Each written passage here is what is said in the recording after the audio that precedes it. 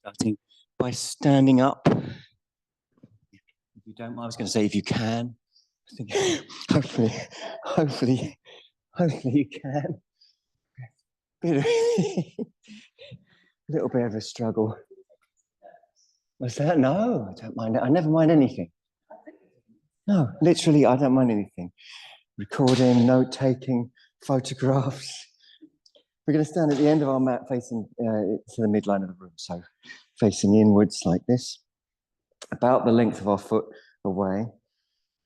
We've got two more coming up in a second. Hands to prayer in Tadasana. Feet together if possible. There are exceptions to the feet together. That's if your legs touch before your feet. If it's just plain uncomfortable because the contact between the ankles or the feet or the knees is uncomfortable, or if you're pregnant. So otherwise the feet must be level if they're not together.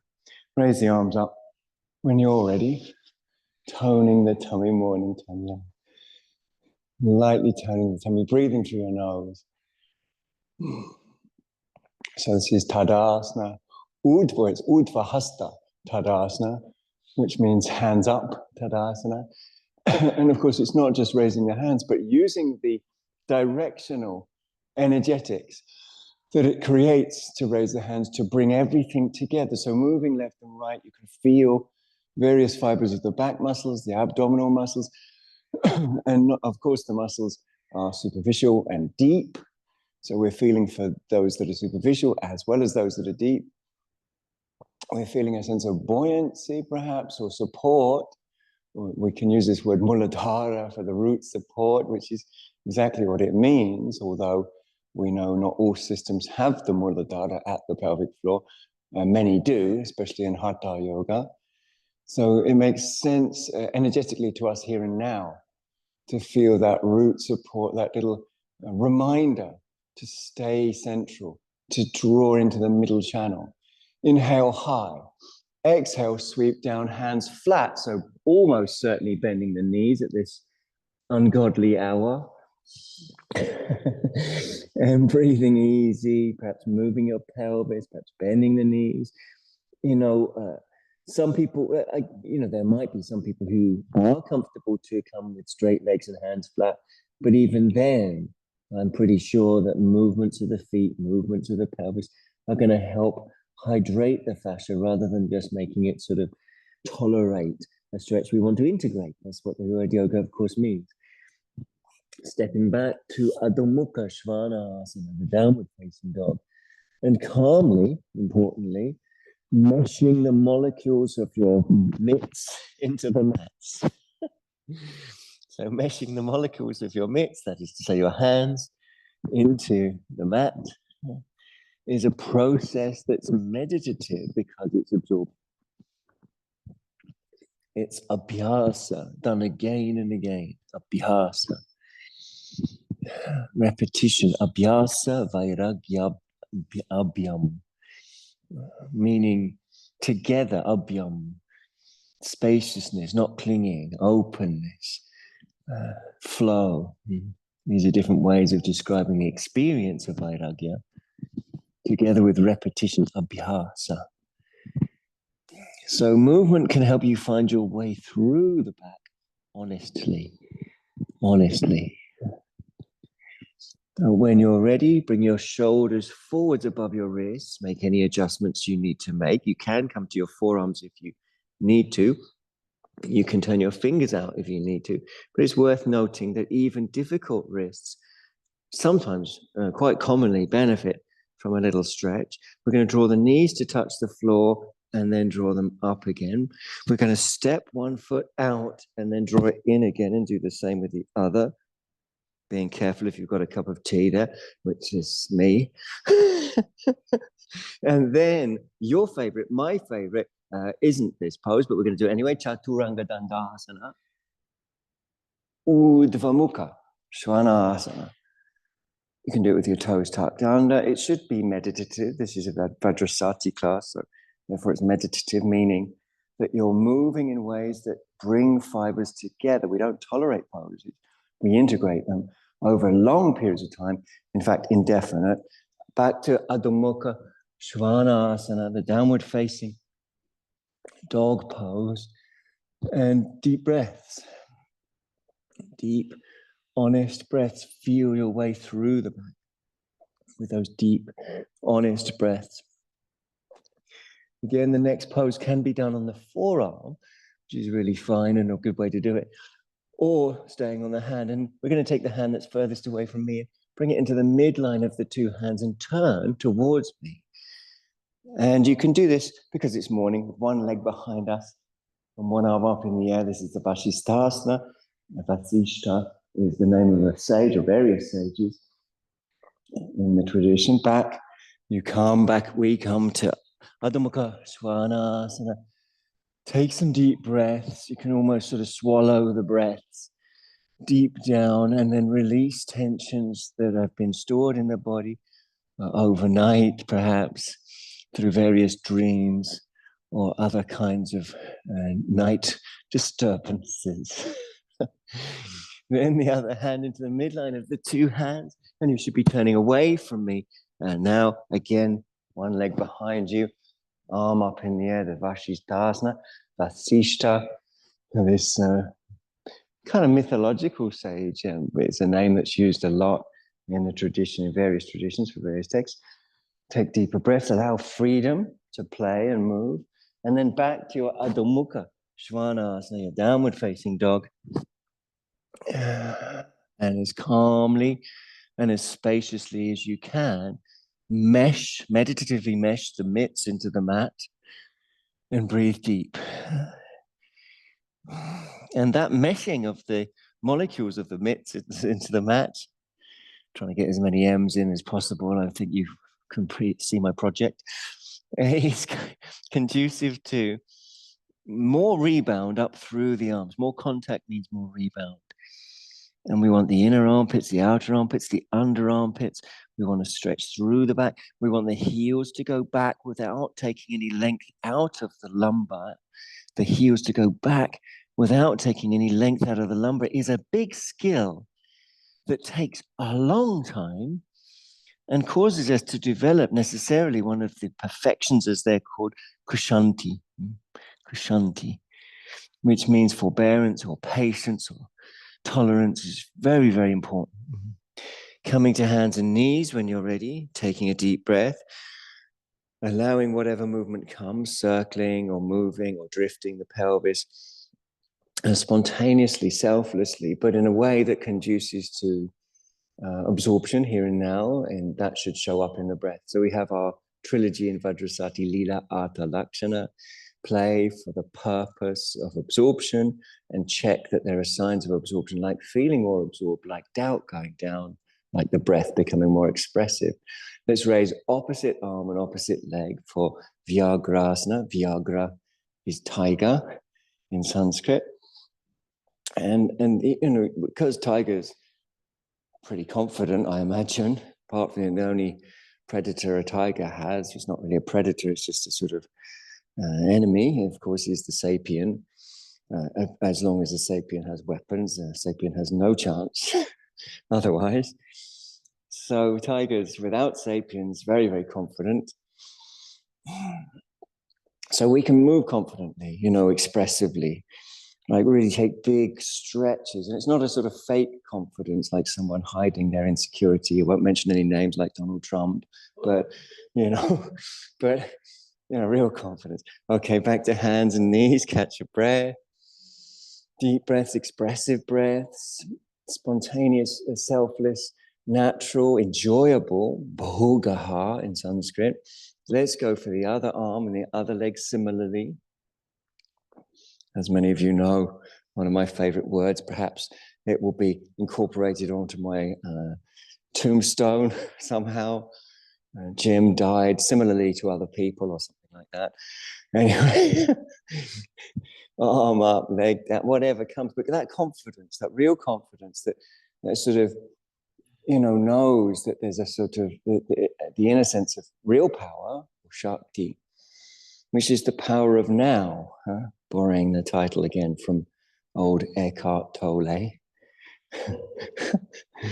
Okay, who might be the cutest person on the earth? Anyway, back to hands and knees. Breathe through your nose. I'm not sure Eckhart Tolle wants to be described as cute, but I can't help it. It just is. Let's take our hands really wide and our feet really wide. He's wise as well. And we'll put that, I do think he's wise and quite beautiful, but he is dead cute as well. Stretching up arms and legs, and enjoying yourself, disappearing. So we've got this wide leg, wide arm, Adho Mukha Svanasana. And our purpose is to expand consciousness into every single part of the body.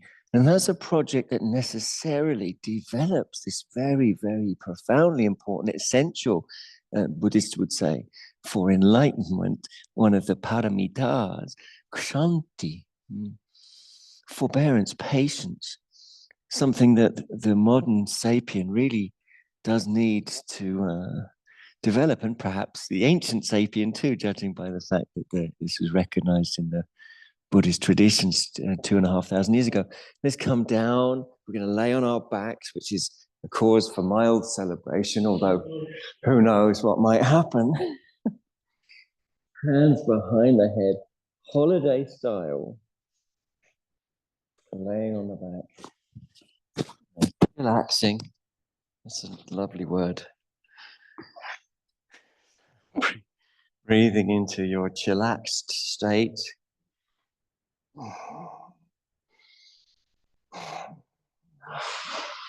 Jaw soft. And let's just give the lower back a little moment by lifting the feet up, bent knees, and just letting the legs drift without holding the breath towards the pelvis. The legs drift towards the pelvis. So simple.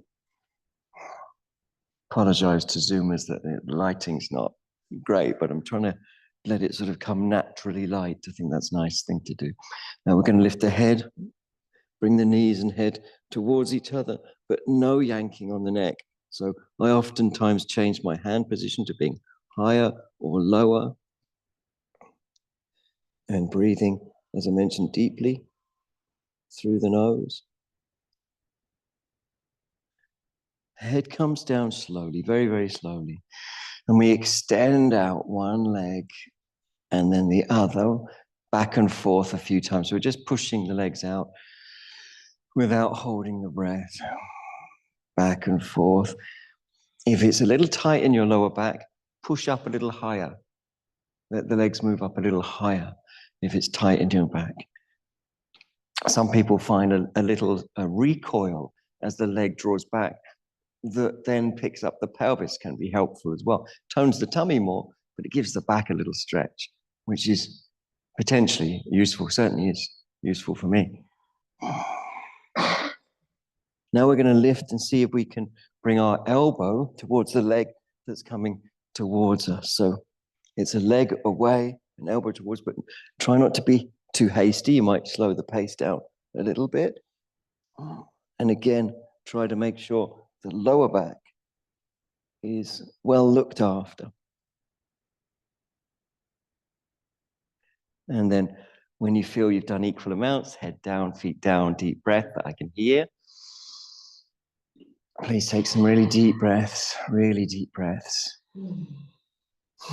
So you can sort of feel the surrender that conditions the power of now, this surrender that conditions the power. You surrender to this, your true nature, swabhava, the true nature. Some Buddhist traditions call it Buddha Dhatu, which is like one's intrinsic Buddha nature, Buddha Dhatu, which reveals itself when we're not caught up in various, you could imagine this sort of many, many layers of distracting things, but underneath them all is this sort of shining light, this jewel at the heart of the lotus, as it were, Om Mani Padme Hum, which is the Buddha Dhatu. Buddhists don't say, though, that therefore, there's nothing for you to do because the Buddha Dhatu is obscured. by various delusions, including the delusion of separate self made out of things that are co-created. So it's a very important tradition within Buddhism.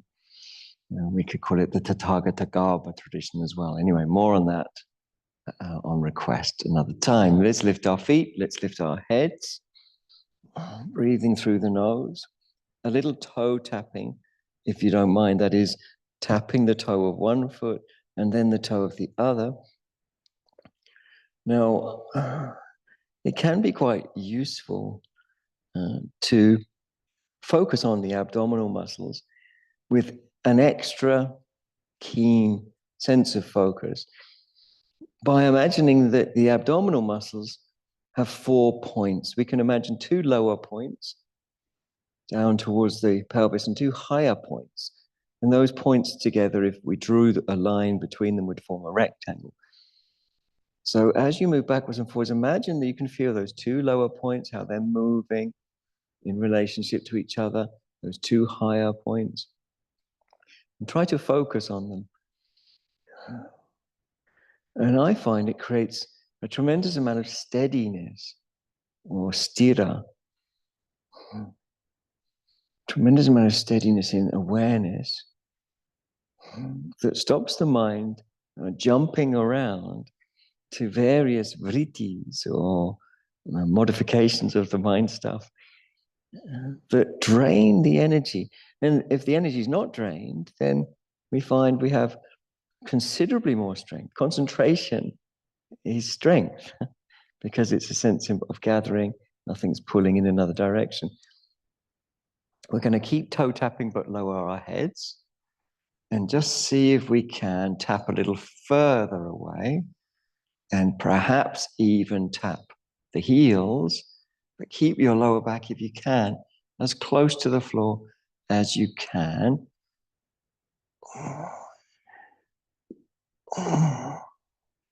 Couple more if you're okay.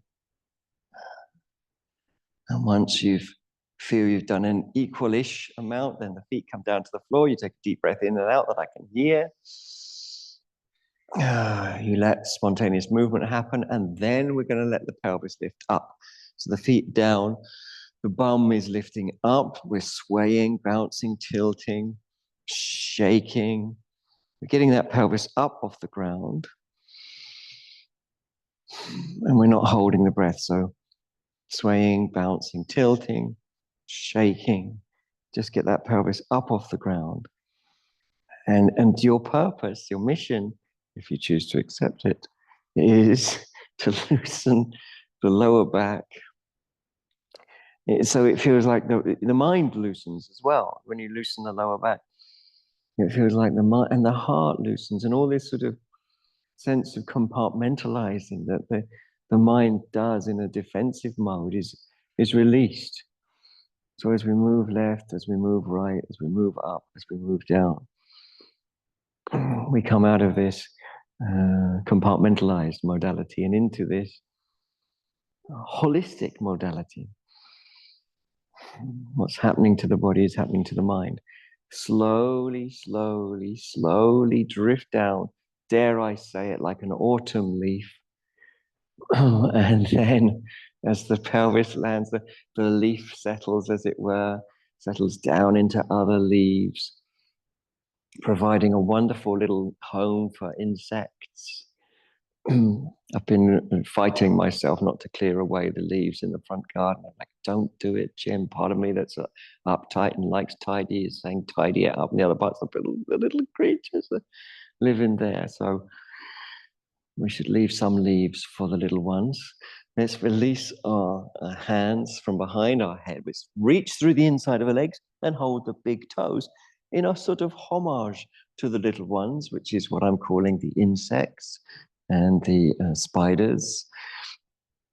And we're going to have a roll around on our backs like a little woodlouse, those blessed little creatures on its back.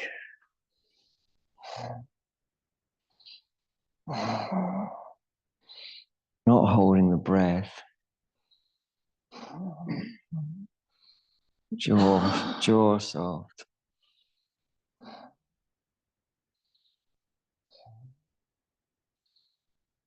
You're looking for moments that are beyond tat param purusha kya terguna vaitrishnam. You know, the person, the purusha, the distinct person who knows that beyond tat param has no thirst anymore for the gunas, guna vaitrishnam, meaning if you're not thirsty, then you're sated, you're quenched. And if you're quenched, you're peaceful. So as we roll around this sense of peacefulness,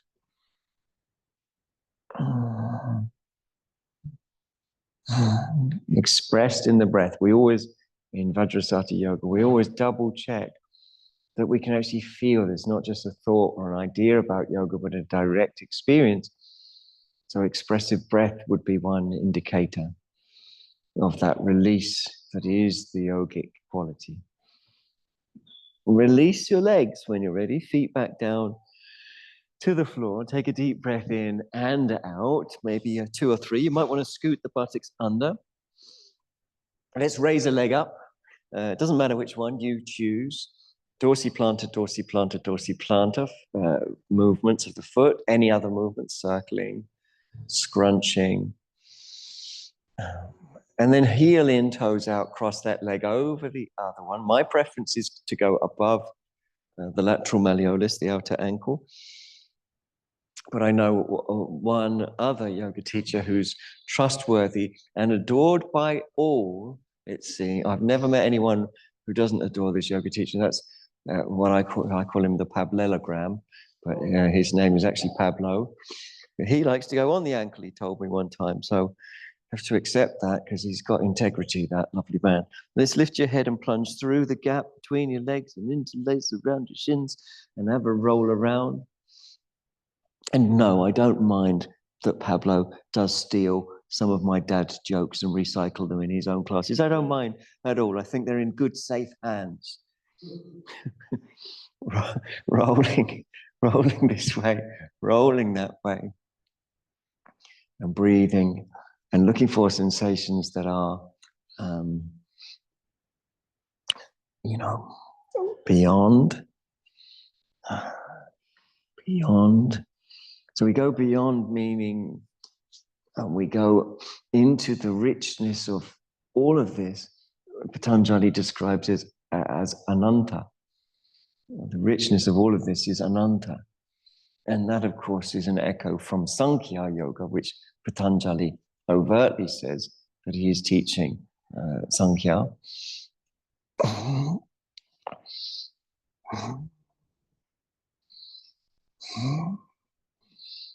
And in Sankhya Yoga, Prakriti, all of this is eternal, has never born, never dies, always changing, endless. There's no inside or outside to it. It's just this amazing field. Okay, release if you're ready. Feet down if you're ready. Deep breaths when you want. Jaw soft, neck soft. Raise up the other leg when you want to. Dorsiplantar, dorsiplantar, circling, half circling, etc. Heel in, toes out. Bend at the knee. Cross that leg over the other one. Plunge through the gap. Interlace around your far shin and have a little roll. Have a little roll.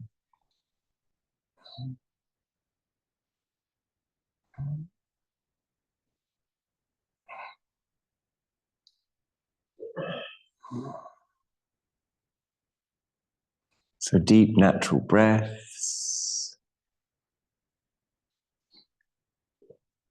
Rolling left and rolling right. Looking for sensations that are particularly rich. Just come in and check on the Zoom, make sure you're all okay.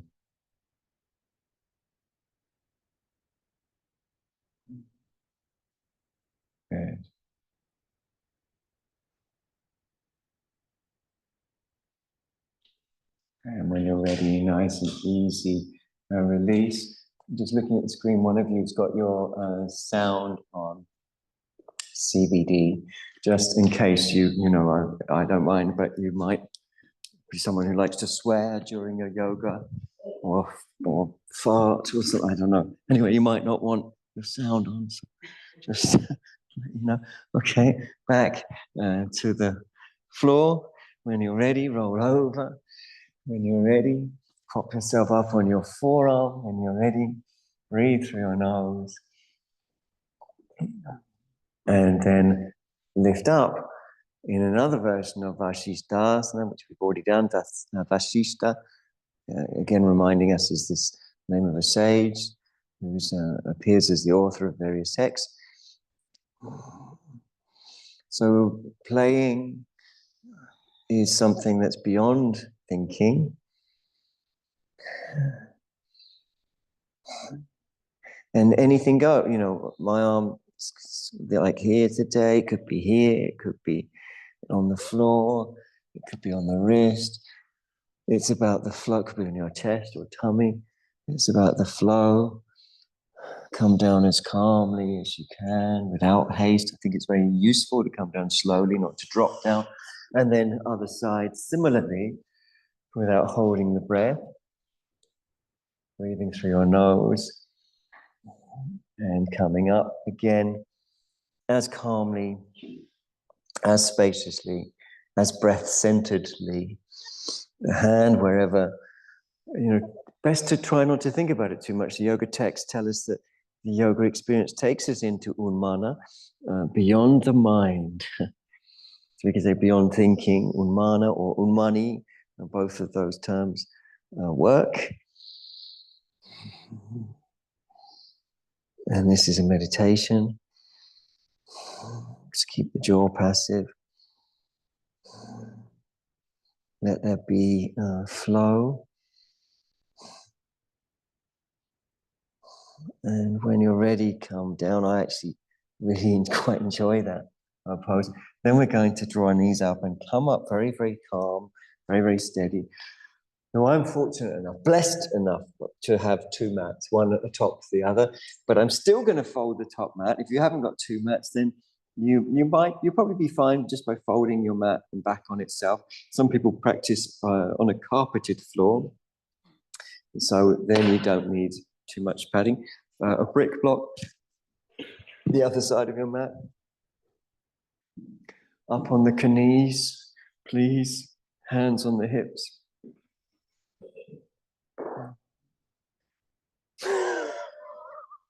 What's your knee, wasn't it? Have you? Does it feel okay doing this? Okay. Extend out.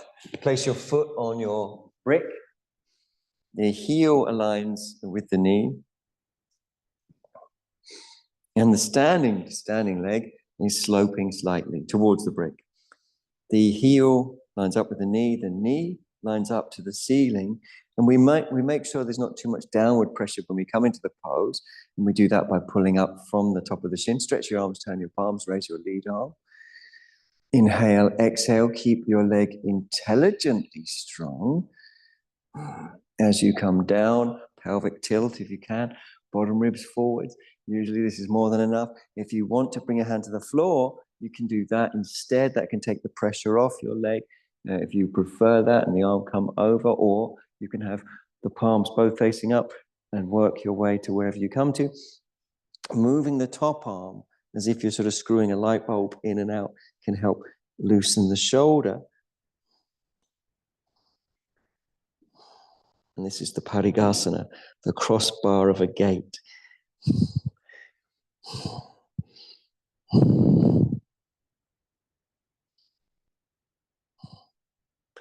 Calmly come up, very calmly. It's always important to be mindful, for want of a better word. Not keen on that translation, actually. But anyway, that'll do for now. And let's go to the other side. So mindful is the translation that was done by the Victorians of the word smriti, or the Pali word sati. But if we actually look at the word, it actually means to recollect, to recollect, or to remember. When you're ready, foot on the briquette, and standing leg sloping a little. Don't forget that. The hips got to go in, the groin's got to go up, and only a little. Also, it's important where the belt cuts in, the block cuts into your foot, not directly in the middle of the foot arches, but at the bottom of the ball of the foot where the foot arch is just beginning. Stretch, turn, lift, inhale, exhale, keep attentive in a relaxed way of the changes and maintain strength, meaning maintain integrity, meaning drawing more and more and more of the fibers towards each other. Again, you can stretch over if you want, that's commonly too much, or hand on the floor and turning. That's a really lovely way to practice if you want to. Remember, it's a massive red herring to think about the range of motion indicating anything at all about the yoga. Some people really go for range of motion or extra strength, or a performative yoga, as we sometimes call it. And it really does. It really acts as a red herring that can make you not find the goal of yoga, the wonderful realization of yoga itself. For years, some people spend years, even their whole lives, never knowing really what yoga really can offer, which is absorption in the interdependent, which negates clinging, takes away time. It's a kaliko dharma, a timeless truth.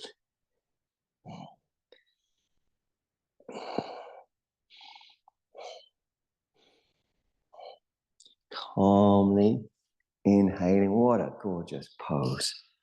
Good Lord. Coming out nice and easy. Opening up that end of your mat. And we're actually going to fold our mat again, but this time a third of the mat over. And that third is going to be near the outer walls if you're in the room here. But at home, if you're zooming, it really doesn't matter which end you fold. We're going to fold an end like that. We need a patika, that is to say a belt, quite probably, quite possibly. And we're going to sit on our mat, drawing the buttock flesh out and back. You might need a block.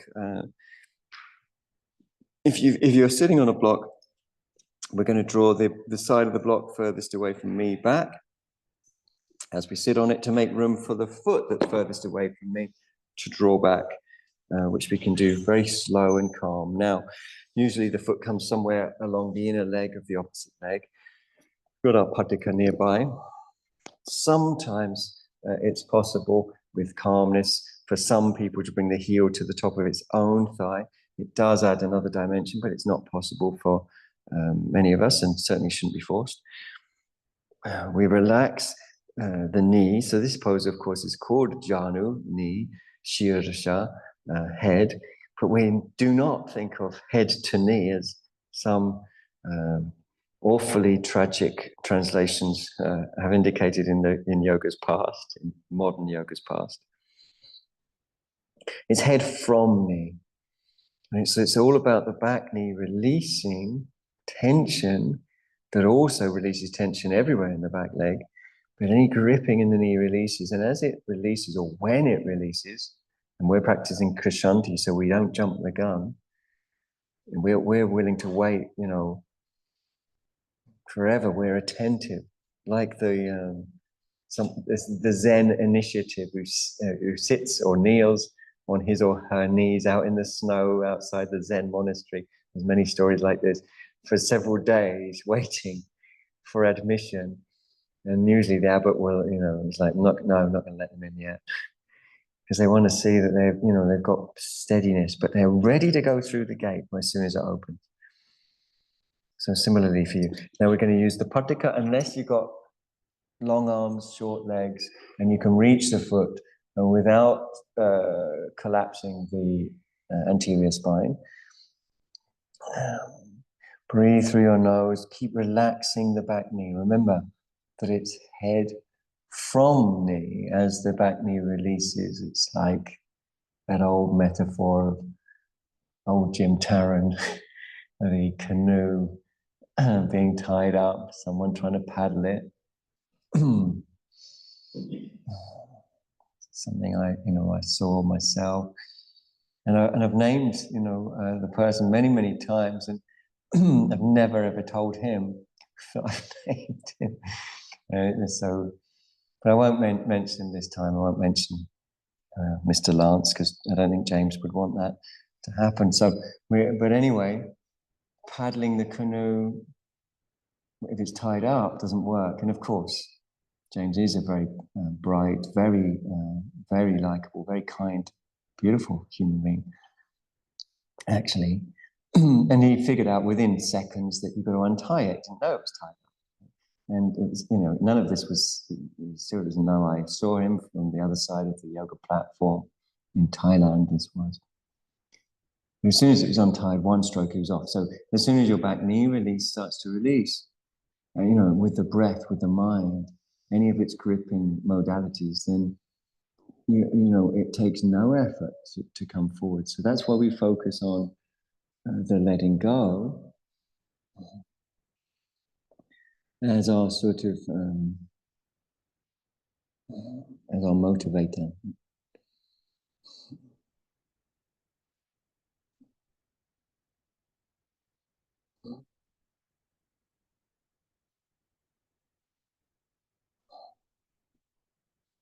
So we're like a Zen monk waiting at the gates of the Zen monastery, or someone who wants to be a Zen monk.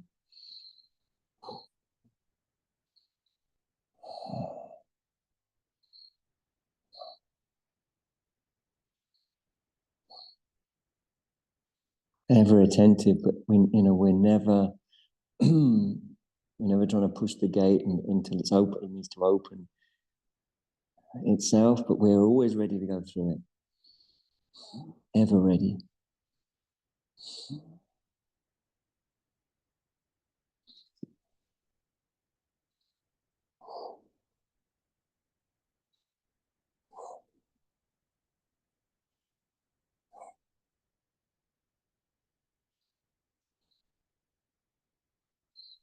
Okay, much as it's opposed that I love to stay in a long time, we'll come up nice and easy. I should have said, and I didn't, that if you do have pain inside the knee, it's worth putting something in the back of the knee. Usually a folded crepe bandage, but I don't have any folded crepe bandages, and I guess you don't either. But something small, that fits in the back of the knee. You can even use like a sports sock folded up. You've got little tiny sports socks. Anyway, that's just a general point. The other leg's drawn back. Remember, if you're using a block, you've got to tilt it back that way. Have your patika nearby as well. The heel either goes to the top of, or somewhere along the inner thigh, or to the top of its own thigh, and less commonly. The fingers on the floor, breathing, waiting.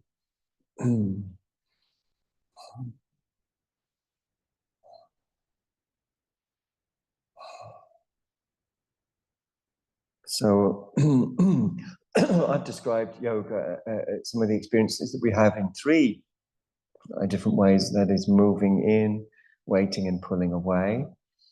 And those can be viewed, in this sort of negative or positive. All three can be positive or negative. So let's look at them in the positive. Pulling away can mean where something's too strong, you back off a little bit. That helps the stretch inhibitors, for example, to release.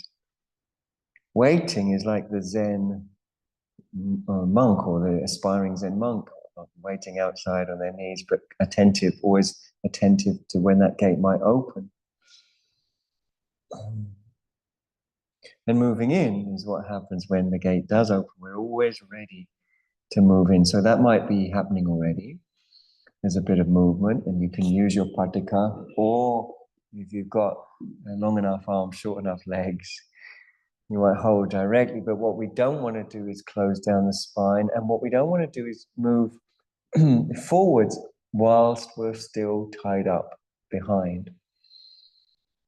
In other words, if there's still tension inside the back knee, or inside the hip, or around the buttock, we want to have the discipline To not rush ahead, to not go for the superficial success of looking the way we think we're supposed to look, but to go for the deep success of meditative absorption. So we take time, step out of time, in fact.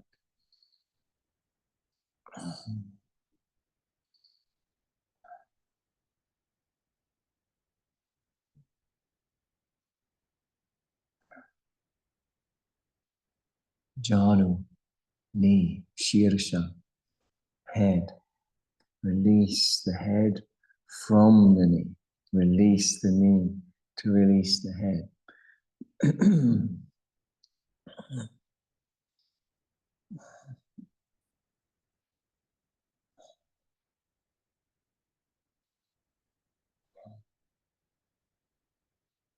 And positively using the 3 stages or the 3 tools: moving in, pulling away, waiting.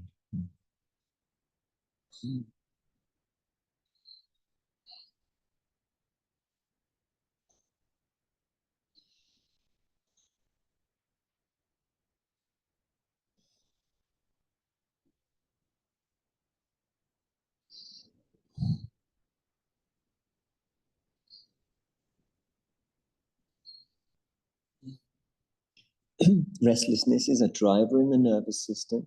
It's a driver in our society. It's not self. We need to recognize restlessness and be ultimately amazingly kind towards it if it occurs, if we notice it. And that's the practice that liberates us from being attached to restlessness. We're not trying to get rid of restlessness, let's be clear. We just don't want to be attached to it. Like a wild horse running free, or a wild horse running free, and you look down at your ankle and you realize there's a long rope attached to the both of you that's getting a little shorter all the time and will at some point start pulling you around. That's awful. That's attachment. But the wild horse is restlessness, craving, desire, anger, fear, jealousy. It's beautiful. It's just a phenomenon of nature. And it's no problem of any kind if you're not attached. Attachment means the rope of me, myself, and I.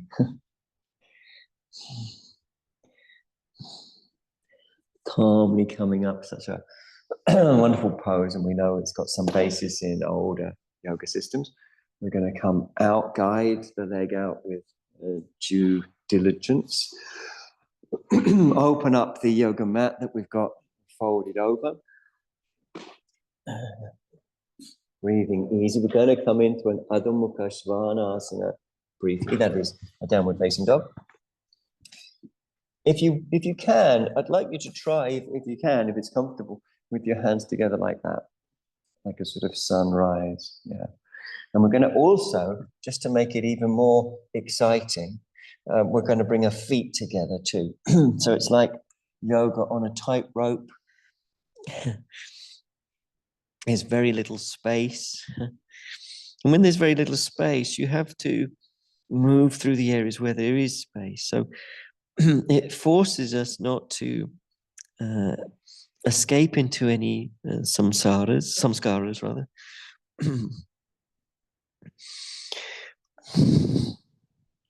So we've got the hands, if you can, and feet, or thighs if they meet before your feet, close, very, very close.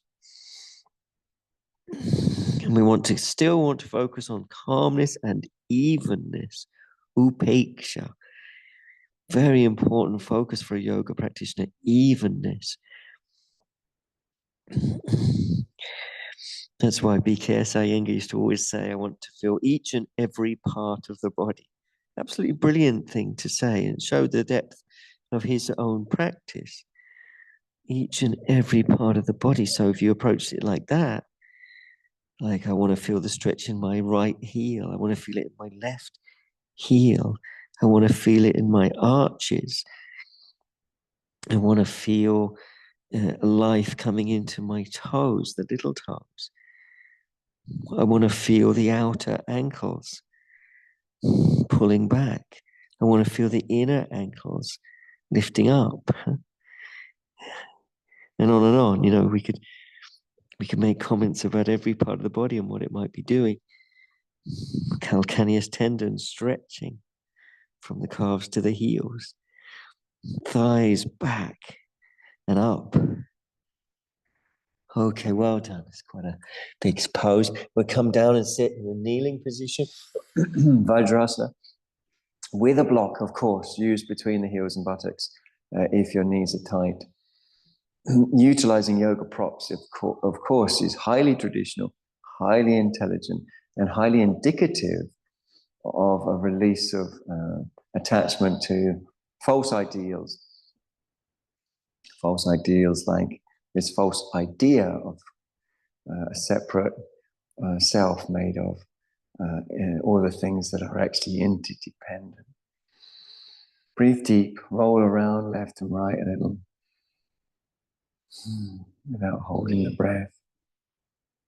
And as you roll, it's a meditation into love. You fall into love.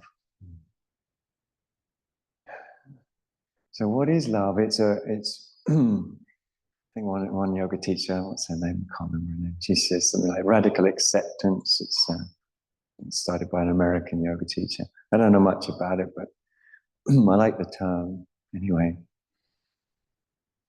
maybe she's called Tara Brach, something like that. Is that her? Yeah. So, radical acceptance, very, very cool. Now we're going to come forwards really slow and calm with the knees together. And don't go too fast, because what we might need is a block or two, because what we don't want is to feel our organs are too squashed up or knees or anything else. So it's sometimes useful to have supports. We know one should be lower, one should be higher. I just happen to have taken the brick block and the other block so that we can keep anterior openness. It may be that you feel you can keep anterior openness with the head directly on the floor. That's fine too.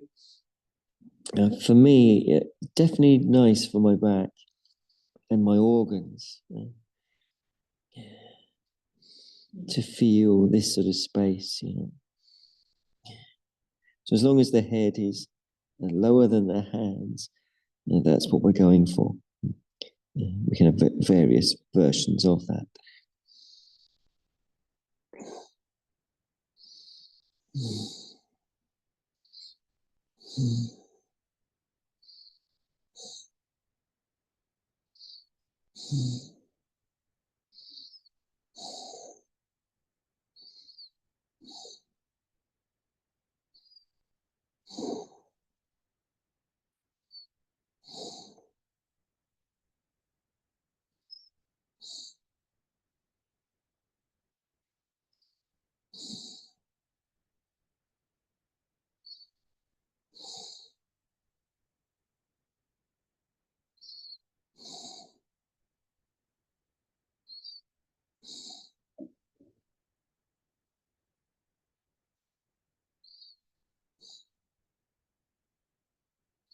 Okay, calmly coming up, lovely.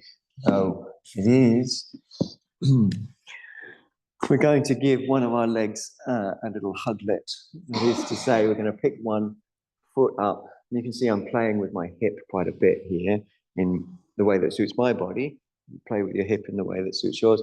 And eventually, without twisting the knee, you're going to place the foot in the crook of the elbow and give it a little sort of a little rock around, like it was a little weird looking baby, quite alarming head with five heads on it. Terrifying, really. But anyway, many mothers love their babies, however terrifying they look. I think it's something to do with hormones. We breathe into it. massage into it in our own way, a way that's actually effective.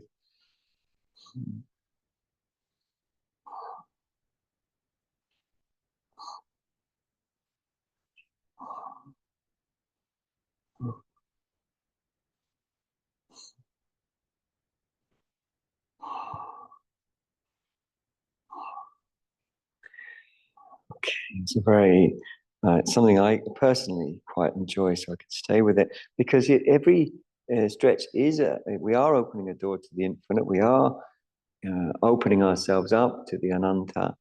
We are releasing the tight fist of grasping, and then boundless infinity is revealed, as it should be, because that's the only way to negate this attachment to this deified sense of self. Just to use maths, put any number next to infinity, and that number is rendered to zero. So in other words, however big the sense of self is, you put it next to something that's infinite, it dissolves, it disappears. It's just the maths. I call it mathematically silenced in my book. Okay, the mythical book does exist. Okay, breathe easy, jaw soft, relaxing. Second leg of the journey, as it were. Again, being very attentive to your hip, and making sure it doesn't go into the knee. And if or when you feel you can really wrap around without twisting the knee, then you do just that, and you move wherever helps, forwards, backwards, left and right, up or down. But it's about the meditation. It's about the meditation.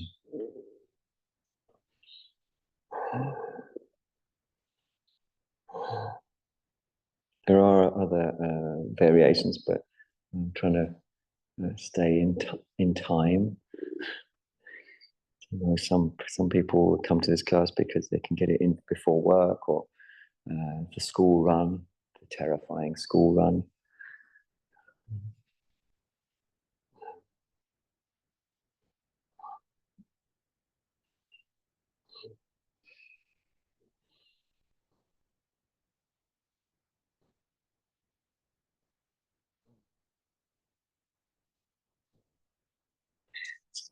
We're going to come out nice and easy, nice and slow. Siddhasana, if you can. Siddhasana is the adept's pose. I'm sitting on a brick block, but you can use regular blocks with the short end facing forwards. The buttock flesh is drawn out and back. We're going to face towards the Buddhas and Bodhisattvas in the room. So facing towards Manjushri, and Avalokiteshvara, or the Buddha behind me. On the shrine, we have Ratnasambhava. So facing in that direction towards the Buddhas and Bodhisattvas, to place your attention on them, as it were, and breathing through your nose, if you can.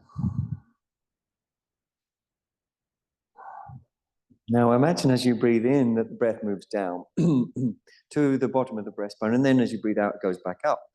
And the point it goes back up to is a point that is 12 finger widths above the crown of the head, called the Dwadasha Anta, or the Dwadashanta. And there we are with that term again, Anta, the end. So we talked before about Ananta, endlessness, the infinite. And here we have Dwadasha, Dwadasha meaning 12, Anta, the end of 12 finger widths. So the breath goes in between those 2 points.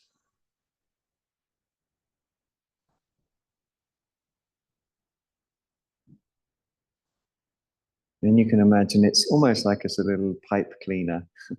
And the pipe is the Madhya Nadi. That is the central channel.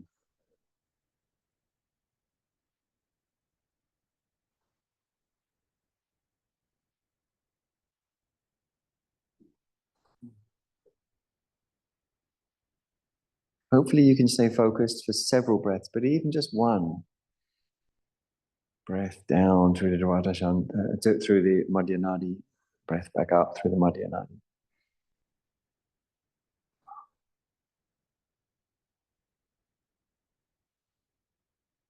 So let's do it one at a time. If you can do one, you can probably do another one. One with full attention.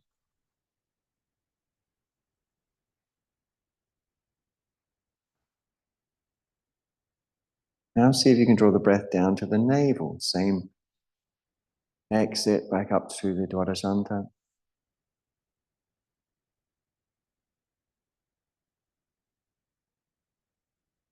Again, if you can just do one.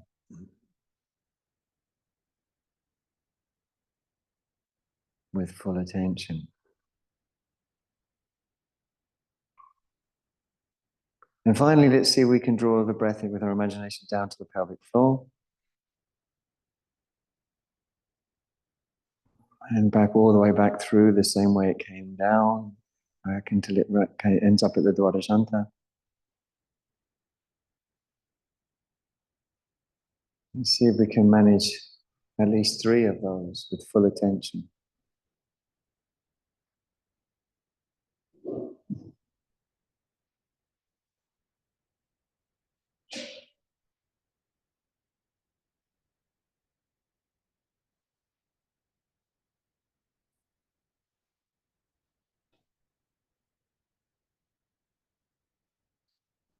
Next time you breathe down to the pelvic floor, hold your breath there, hold the energy there. Keep your attention there as you breathe out. Back up to the Dwadasanta, but keep your attention on the pelvic floor. Breathe normally, but keep your attention on the pelvic floor. And from that point of attention at the pelvic floor, we're going to push energy through the central channel using Om. So the Om starts at the base of the pelvis, and we push it all the way up through the crown of the head. So take a deep breath in. Down to the pelvic floor. Om.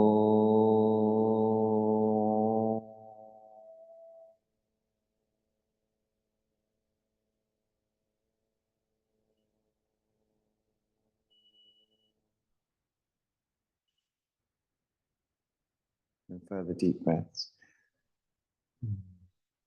We're going to lay down on our backs for about 2 minutes, for about 1 minute,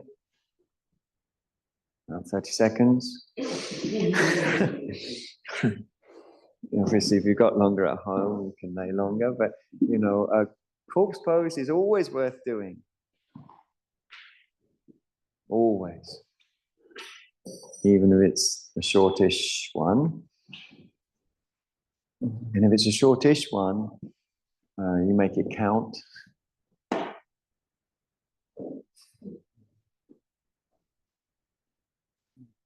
And the way to make it count is to let go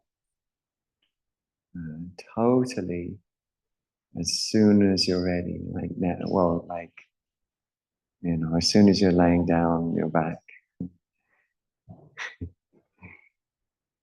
So you lay down, you get comfy, you make sure your hands are a good distance away, and then you know it's short, but you don't feel rushed.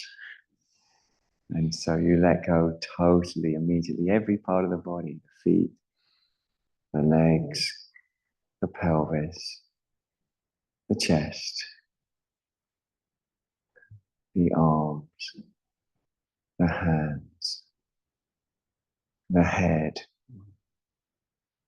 We let go totally the whole of the front of the body without even one part being left behind. It's immediate and it's total. And we let go totally the whole of the back of the body.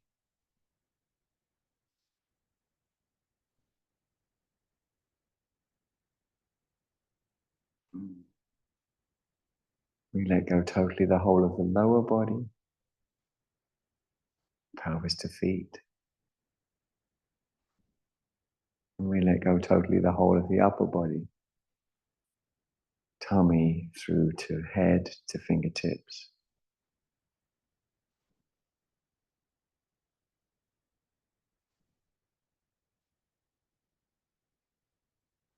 We let go of the whole body as a whole body.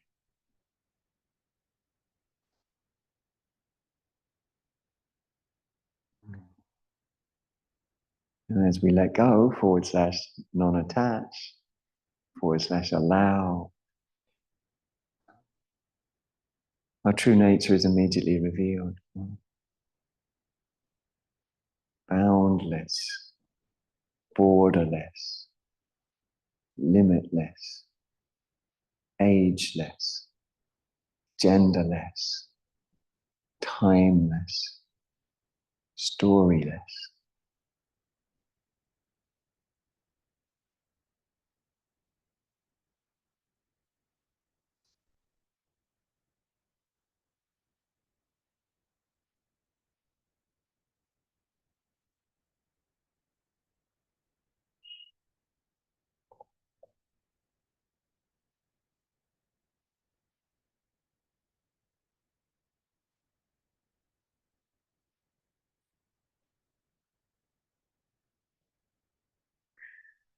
Wiggling the fingers and the toes from this wide open space. You can feel it's just a phenomena within wide open space, taking stretches, and finally bending the legs when you're ready, the soles of the feet on the floor, the scoot under the buttocks, the deep breath of total release. Then roll onto your side, facing away from the shrine side of the room.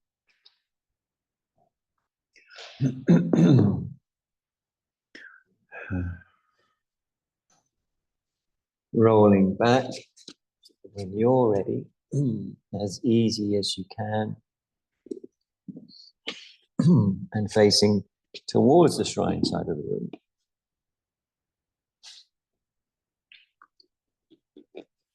And finally, when you feel ready, bringing yourself up from the side,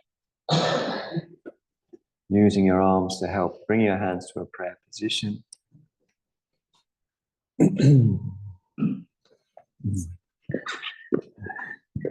May any benefit that we've gained interacting in this way go to the alleviation of the suffering of all beings equally. Oh.